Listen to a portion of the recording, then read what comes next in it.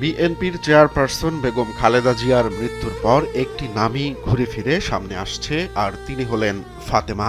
বাংলাদেশে গণতান্ত্রিক ধারা অব্যাহত রাখতে খালেদা জিয়া যেমন নিজের জীবনকে উৎসর্গ করেছেন, তেমনি তাকে পাশে থেকে আগলে রেখেছিলেন ফাতেমা।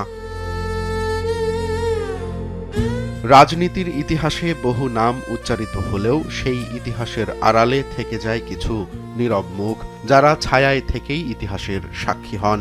তেমনই একজন ব্যক্তি ফাতেমা বেগম। খালেদা জিয়াকে তিনি কখনো চোখের আড়াল হতে দেননি। হাসপাতাল থেকে শুরু করে কারাজীবন, এমনকি গৃহবন্দী জীবনেও খালেদা জিয়ার সেবা করে গেছেন ফাতেমা বেগম।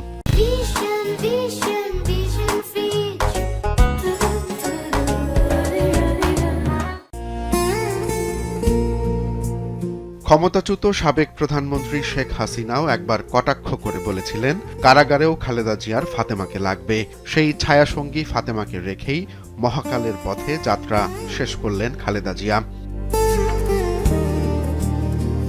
এভারকেয়ার হাসপাতালে জীবনের শেষ দিন পর্যন্ত খালেদা জিয়ার পাশেই ছিলেন গৃহকর্মী ফাতেমা বেগম। ১.৫ দশকেরও বেশি সময় ধরে গৃহকর্মীর পরিচয় পেরিয়ে তিনি হয়ে উঠেছিলেন খালেদা জিয়ার একান্ত সঙ্গী। কারাগারের অন্ধকার প্রকোষ্ঠ, গৃহবন্দিত্বের দীর্ঘদিন, হাসপাতালের নিঃসঙ্গ রাত কিংবা বিদেশ সফর, সবখানেই নিঃশব্দে উপস্থিত ছিলেন ফাতেমা। তিনি কোনো রাজনৈতিক কর্মী নন, কোনো দলীয় পদও নেই তার। তবুও ইতিহাসের কঠিন মুহূর্তগুলোয় তার উপস্থিতি ছিল অবিচ্ছেদ্য।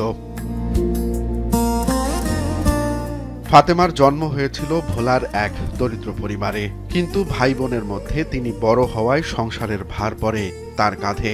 পরে স্থানীয় যুবক মোহাম্মদ হারুনকে বিয়ে করে সংসার বাঁধেন, কিন্তু ২০০৮ সালে অসুস্থ হয়ে তার স্বামী মারা যান। এরপর ২ সন্তানকে রেখে কাজের খোঁজে ঢাকায় পাড়ি জমান তিনি।